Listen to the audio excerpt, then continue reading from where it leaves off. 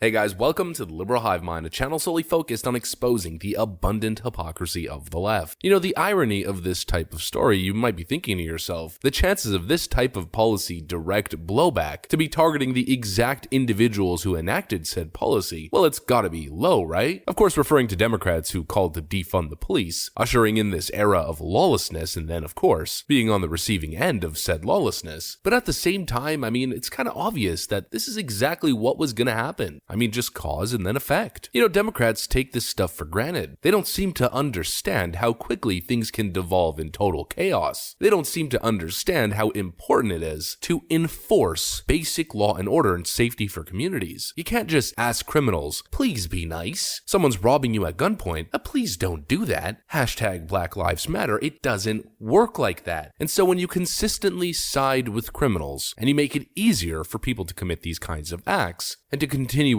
victimize citizens in your cities and in your states, well, what do you think's gonna happen? It's exactly that, an era of lawlessness that becomes so wide-reaching that, of course, on such a large scale, eventually, it's going to find its way to target the exact individuals who started this whole thing. And here we go again. We start getting reports that a Democrat congresswoman who sponsored police reform, in other words, defunding the police, was carjacked at gunpoint in crime-surging Philadelphia. And everyone's thinking, wow, again? That's crazy. Literally a couple hours later, in Chicago, another Democrat politician who did the same thing, carjacked and, quote, gunshots fired in Chicago. Democrats continue to receive the karmic boomerang, right dead on bullseye in the forehead, looking like absolute fools with egg on their face, as this whole defund the police movement continues to backfire spectacularly. And we can, I guess, only say one thing, we told you so. But let's take a look at everything that's happened in these situations and more. But of course, before we get into any of it, please make sure to leave a like, a comment, subscribe, share the video as much as possible. We are still shadow banned by the YouTube algorithm, hidden from non-subscribed viewers. And with that out of the way, let's roll the tape. Alright folks, take a look at this. Democratic congresswoman who sponsored police, quote, reform bill, carjacked in crime-surging Philadelphia. U.S. Representative Mary Gay Scanlon, Democrat from Pennsylvania, was carjacked at gunpoint in Philadelphia on Wednesday as crime continues to surge in major cities across the country. Wednesday afternoon at around 2:45 p.m., Congresswoman Scanlon was carjacked at gunpoint in FDR Park following a meeting at that location. Scanlon's office said in a statement that the Congresswoman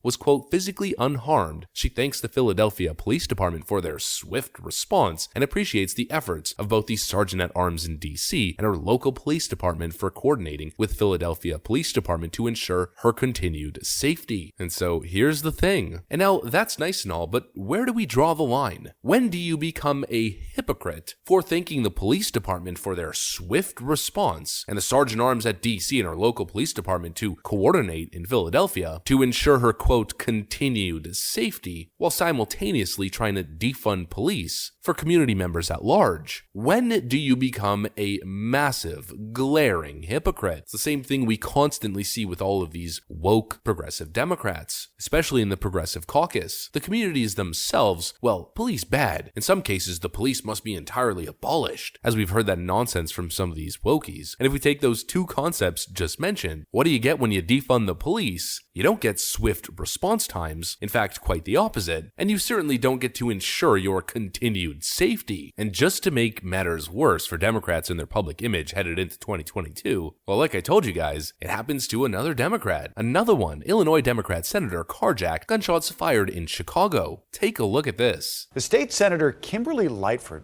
is one of the latest victims of a carjacking. Broadview police confirmed that the state senator and her husband were carjacked in the 2000 block of South 20th Avenue last night.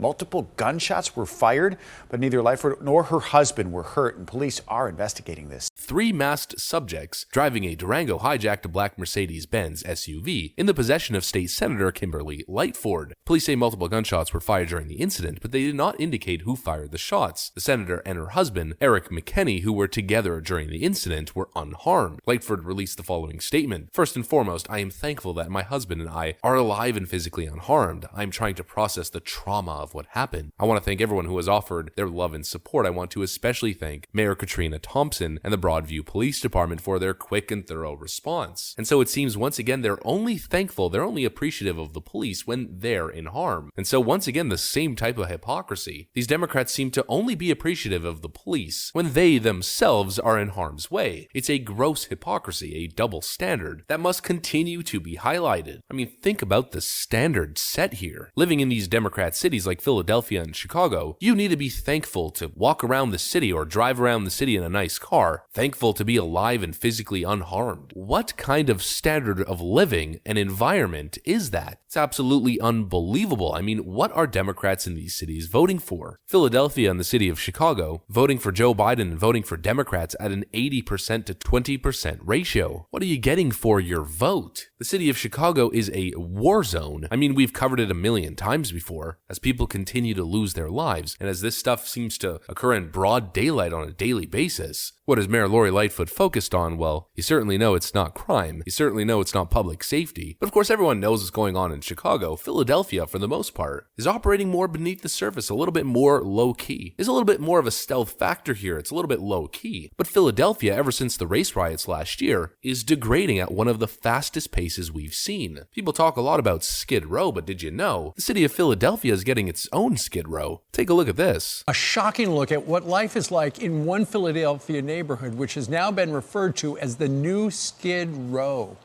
This is in Kensington, and it's located in North Philly. And once again in the city of Philadelphia, what seems to be a nightly occurrence, what seems to be happening out in the open, with people walking by as if it's just a normal occurrence, are situations like this. My friend and his family got robbed at gunpoint leaving the Four Seasons in Philadelphia.